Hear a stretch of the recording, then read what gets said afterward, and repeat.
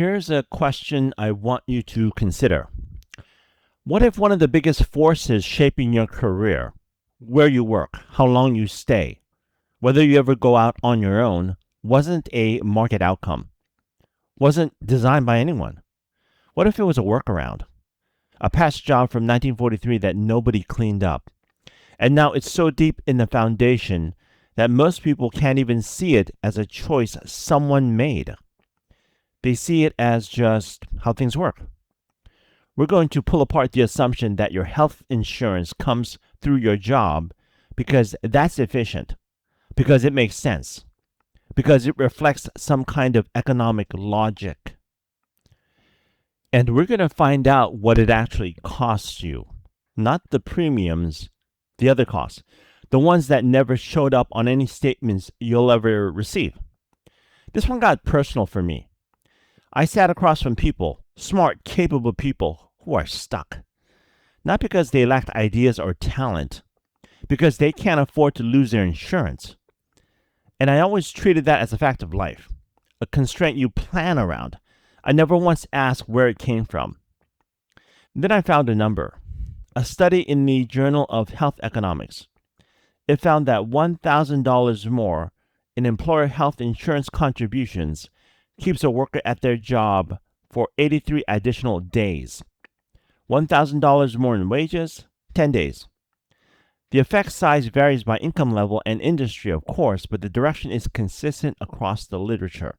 83 versus 10, that ratio stopped me cold. Welcome back to Interconnected. I'm your host, Carl Kim. So, that ratio, 83 to 10, it might not seem like much, but I couldn't let it go. Because what it's telling us is that health insurance binds you to your job 8 times more powerfully than money does. Not a little more, 8 times more. That's not a benefit sitting in your compensation package.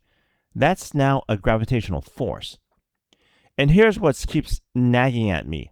I've made career decisions based on insurance. You probably have too. Taken a job partly because the benefits were strong. Stayed at one longer than you wanted to because your spouse had a condition or your kid needed something expensive. And I always thought of that as my decisions, my priority, my risk tolerance. But what if the risk calculus itself was set up decades before you were born? Not by some conspiracy, by something even stranger. An accident that happened during World War II. One that nobody undid. One that quietly became the invisible architecture of the American labor market. I went in expecting a policy story, interesting, but arm's length. What I found was a story about my own paycheck, and probably yours. So, the common understanding of employer-sponsored insurance isn't crazy. Big groups get better rates. Pooling works. Insurance fits naturally into a compensation package. Employers offer it to attract talent. Workers get cheaper coverage than they'd find alone. And the government encourages the arrangement through tax breaks. So over 154 million Americans under 65 get coverage this way. Getting a job with benefits. Think about that phrase for a second. Parents say it to their kids. It's a milestone, a marker that you've arrived in adult life. And the phrase itself bakes in the assumption. Benefits come from jobs. That's what a job is for. It's almost circular. So I came in carrying that belief mostly intact. Sure, costs keep rising, but the basic architecture, it seems like something somebody planned. And then I pulled a thread. The first thing I found, one sentence from a historical analysis of employer health benefits. Quote, one of the most important spurs to growth of employment-based health benefits was, like many other innovations, an unintended outgrowth of actions taken for other reasons during World War II. Unintended growth. Actions taken for other reasons. This system, the one that covers 154 million people, the one you enroll in every fall, it was not designed by anyone for any health-related purpose. Think about that. I needed to talk to somebody. What follows is a composite. pieces of real conversations, real experiences combined into one voice. But the facts are real, and the perspective is drawn from people who've actually lived with this situation.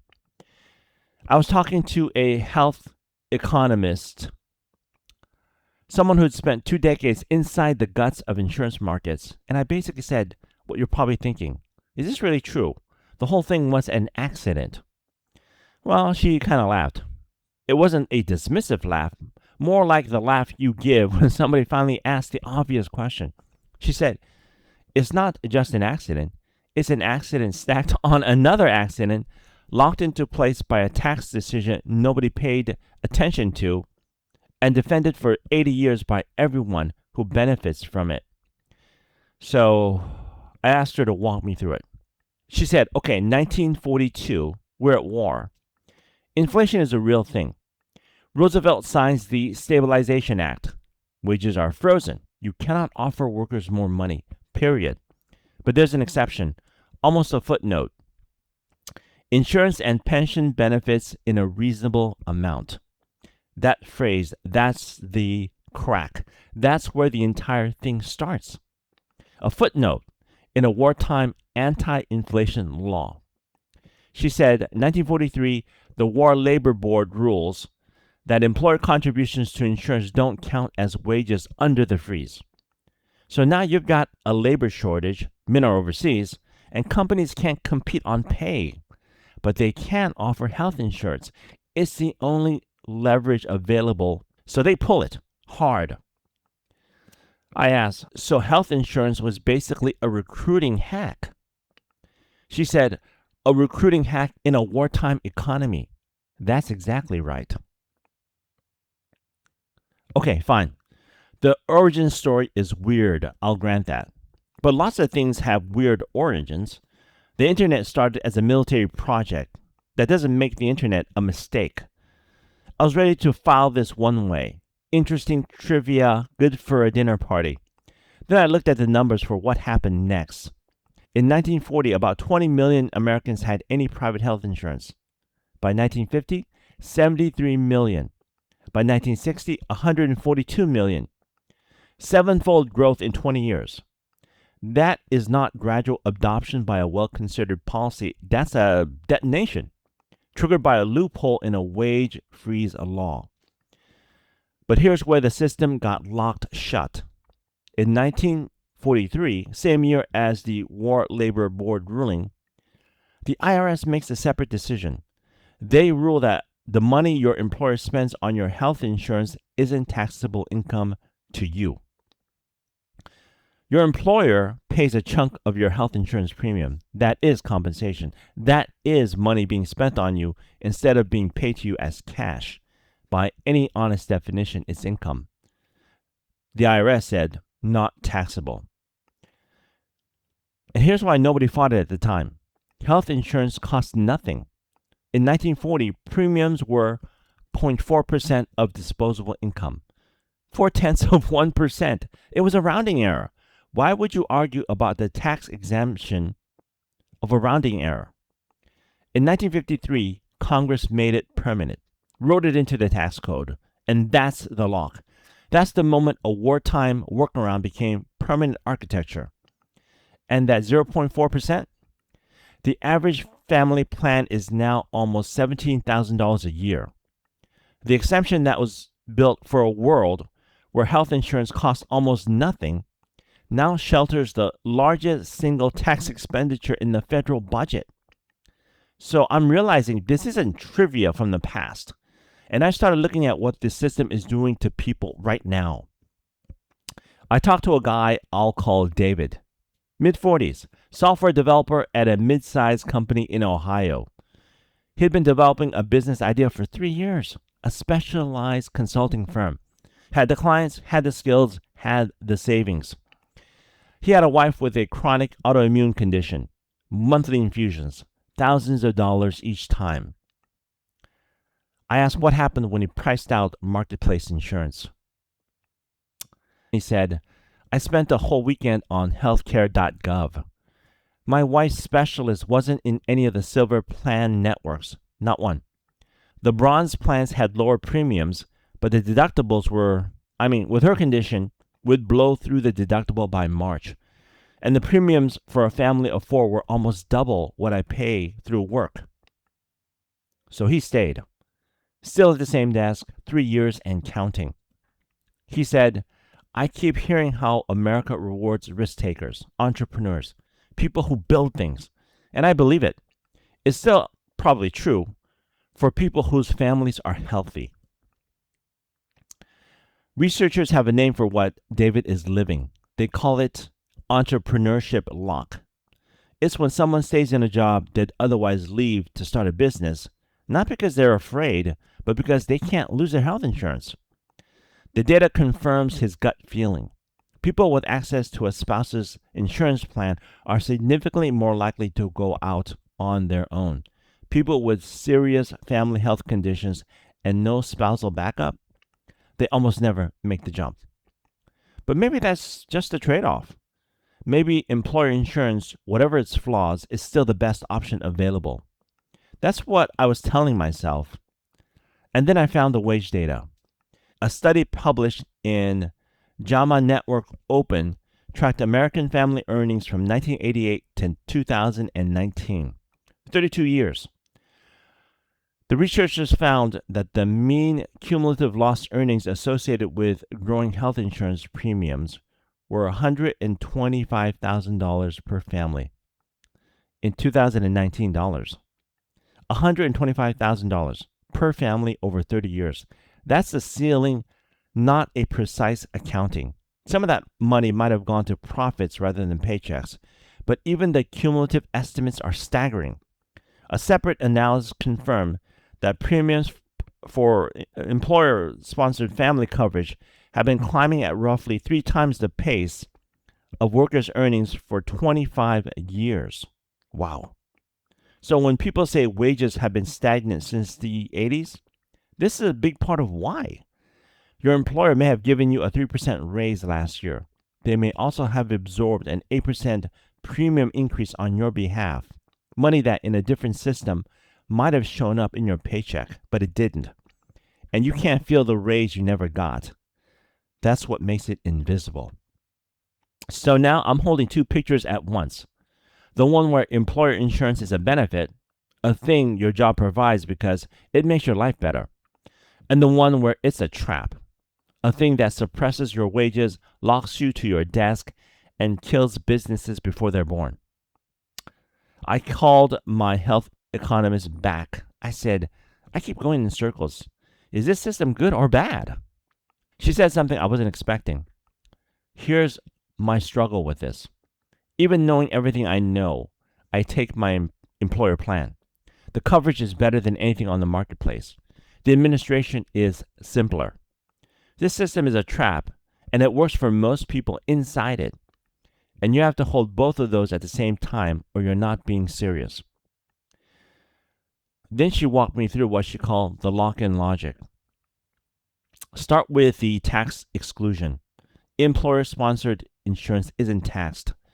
That means every dollar of health coverage your employer buys you is worth more than $1 of wages, because the wages get taxed and the insurance doesn't. So you and your employer both have a rational incentive to push compensation toward insurance and away from cash. Not because insurance is inherently better, but because the tax code makes it cheaper. She said the tax tail has been wagging the compensation dog for 80 years. And this isn't a little distortion at the margins. Employer-sponsored health insurance is the single largest tax exclusion in the federal budget. $451 billion this year. That's more than the mortgage interest deduction, the charitable giving deduction, and the retirement benefit exclusion combined. Over the next decade, factoring in payroll tax reductions, the total cost is estimated at $5.9 trillion. She said, it's a subsidy, a massive government subsidy for one specific way of getting health insurance, but it doesn't feel like one. Workers see the deductions in their pay stubs and think they're paying. They don't see the taxes they're not paying. So you've got one of the largest government expenditures in the country that feels to the people receiving it like a private benefit. And that's when the pattern clicked. The tax break makes employer insurance artificially cheap. That makes people depend on it. That dependence makes it politically impossible to touch the tax break, which makes the system more entrenched, which starves the alternatives, which makes people more dependent. So it's a self-reinforcing loop, and everybody inside it has a reason to keep it spinning. But there was a moment, one specific moment when it could have gone differently. 1945. Harry Truman, 7 months into his presidency, he sent a message to Congress proposing national health insurance, not for the poor, not for the elderly, for everyone. And here's what people forget. It was popular. Gallup polled Americans who were familiar with the proposal. 59% were in favor. So what happened? The American Medical Association happened. The AMA hired a firm called Whitaker and Baxter, widely considered the first modern political consulting firm, and launched what was at the time the most expensive lobbying campaign in American history. Nearly $5 million over 3 years in 1940 dollars. The strategy was blunt. They called it socialized medicine. They branded Truman's advisors as followers of the Moscow party line. This was the late 40s. The Cold War was ramping up. McCarthy was on the rise. And the AMA aimed that fear directly at a health insurance proposal that had nothing to do with socialism. It worked. Support dropped from 59% to 24% by October 1950, a 35-point swing in less than 5 years. That's not democracy rejecting an idea. That's an industry killing one. So that's too clean. The AMA didn't operate in a vacuum. Cold War fears were real before Whitaker and Baxter weaponized them. Southern Democrats feared hospital desegregation, and Congress was structurally hostile to big new programs. But the AMA was the accelerant, and the $5 million was the match. And the AMA didn't act alone in building what replaced Truman's vision. This is where the story gets harder to tell as a simple villain narrative. Organized labor chose that path too. The UAW under Walter Reuther bargained for employer health benefits at the table rather than continuing to push for national insurance in Congress. They could win at the table faster, and generous benefits demonstrated union value to members in ways legislation could not. So labor invested its political capital in defending employer benefits, which meant the Coalition for the National Alternative was never built. Meanwhile, the employer-based system was exploding. Coverage was spreading like wildfire, and the AMA and its allies held up that growth as proof that the national plan wasn't needed. They called the employer system the American way, a voluntary alternative to compulsory government insurance. The accident didn't merely create a system. It eliminated the political conditions under which the alternative could survive. My economist put it this way. People think the U.S. doesn't have national health insurance because Americans don't want it. The historical record says they did want it. They were talked out of it. And by the time the persuasion campaign was over, the employer system had grown so large and so fast that it was already the status quo. You can't replace what people are depending on already. And then the thing nobody in the 1940s could have anticipated. Healthcare got expensive, really, really expensive. Premiums went from 0.4% of disposable income to $17,000 a year for a family plan, and the costs don't fall evenly.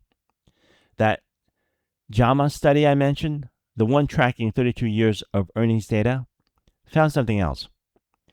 Health premiums as a percentage of compensation were significantly higher for Black and Hispanic families than for white families, every year, for 32 years. Here's the mechanism. Premiums are roughly flat. Everyone at the company pays similar rates. but wages aren't. So the same dollar amount eats a larger share of compensation for lower wage workers. And Black and Hispanic workers are disproportionately in those positions. The disparity isn't intentional, it's structural, which, from a system's perspective, is worse because there's no decision maker to appeal to, no one to tell to stop. I talked to a woman I'll call Maria, 57 years old, runs a 22-person marketing agency in Texas. She said, I spend about 30% of my time on health insurance. Not healthcare, insurance. Negotiating renewals, absorbing rate hikes, trying to explain to my team why their deductibles went up again when nothing else changed. Then she told me a number I thought she'd gotten wrong. She said only about half of small firms even offer health benefits, but basically all large firms do. I looked it up, and she was right. Among firms with 3 to 9 workers, 46% offered coverage.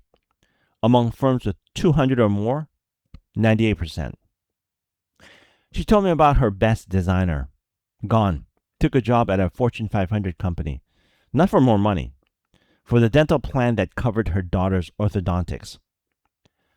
Maria said, the system wasn't designed to favor one type of company for another. It wasn't designed at all. But the effect is the same. It favors big firms. And it squeezes people like me a little harder every year. Then there's a question I haven't even considered when I started this. Retirement.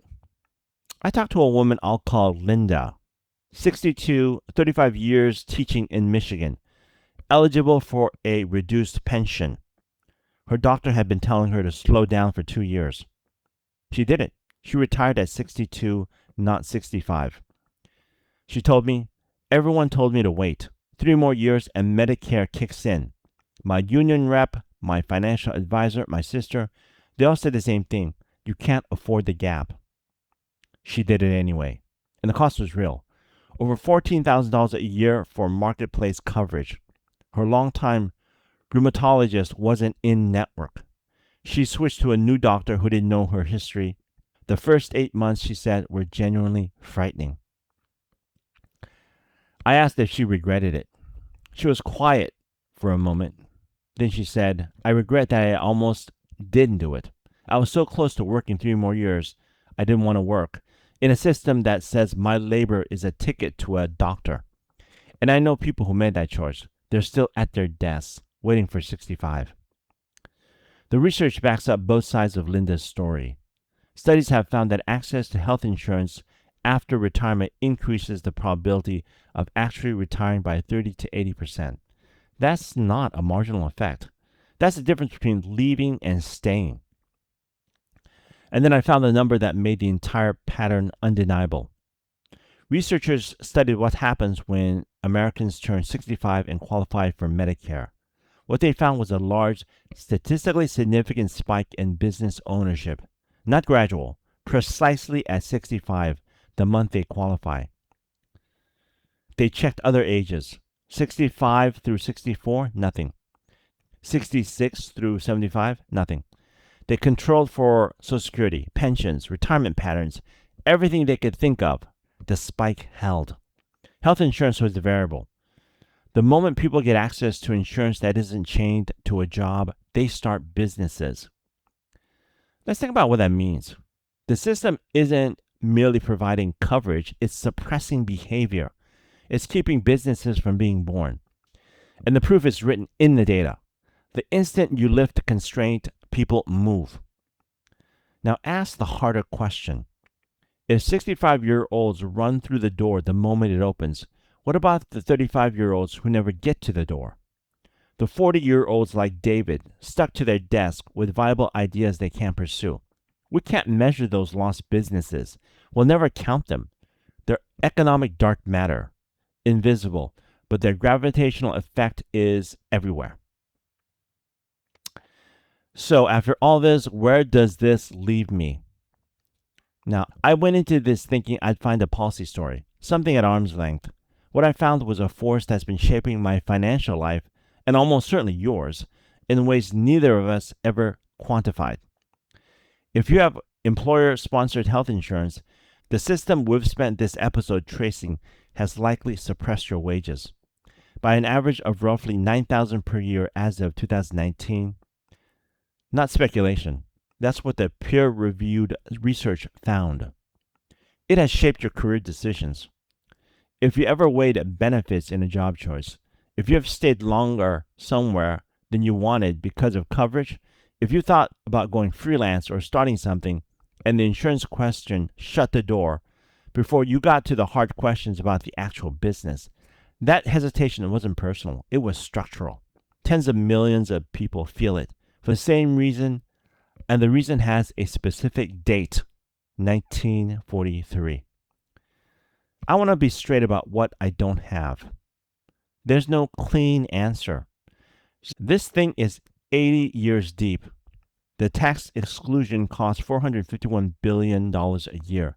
An entire industry, benefits consultants, insurance brokers, HR administrators exist to manage it. Their livelihoods depend on the system continuing. Every attempt to reform the exclusion has failed. Touching this system is political kryptonite. So I won't sit here and tell you the system is about to change. It probably won't. But here's what has changed for me. I now understand that when I evaluate a job offer and weigh the benefits package, I'm not making a free decision in an open market.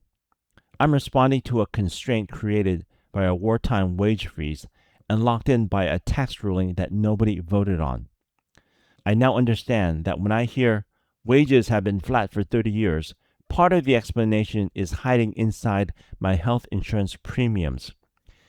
And that diversion falls hardest on lower wage workers, hardest on Black and Hispanic families. The JAMA study tracked it for 32 consecutive years. And I think the questions have to change. Not how do we fix health insurance. That question already assumes the employer-based model is the foundation, and we're just patching the walls. The real question is, why is health insurance tied to employment at all? It wasn't a policy decision.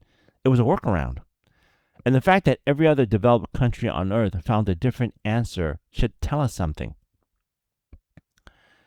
If you're sitting with a career decision right now, stay or go. Start something or play it safe. Retire or keep going. The constraint you feel is real, but it's not natural. It has an origin, a specific date, a specific exemption in a specific law. And the proof that it's artificial is written right there in the data. The moment it lifts, at 65, when Medicare kicks in, people do exactly what they wanted to do all along. The question isn't whether the constraint is real. The question is whether we keep treating an accident like it's inevitable. So here's what I'm thinking of right now. In 1942, the War Labor Board made a reasonable call. Insurance was trivially cheap, 0.4% of income. Let employers throw it in during a labor shortage. Fine. Nobody planned what happened next. It just grew. Locked in by a tax ruling no one noticed, defended by a lobby campaign that killed the only alternative, cemented by a labor movement that chose the bird in hand, and 80 years of everyone building their lives inside the architecture. And now 154 million people live in that building. People like David, who can see the business he wants to build but can't reach it because his wife needs a specialist the marketplace plans won't cover. People like Maria, losing her best people to corporations that barely feel the cost she's drowning in. People like Linda, who finally walked away at 62 and discovered the price was real. But so is the freedom. She's the exception, not the rule. The thing about accidental architecture, people build their lives inside it. And once they have, the accidents become indistinguishable from intention. Because the feedback loops create their own logic, their own defenders, their own feeling of inevitability. That's what makes systems so hard to see and so hard to change. I don't know how you unwind 80 years of lock-in when 154 million people are depending on the thing you'd be unwinding. If the constraint is historical and not natural, then it's at least theoretically changeable. This is how it's always been is a much stronger argument than this is what we ended up with by accident. And the second one happens to be true. And this pattern runs far beyond health insurance. Next time on Interconnected, we're pulling the same thread on home insurance. I'll see you then.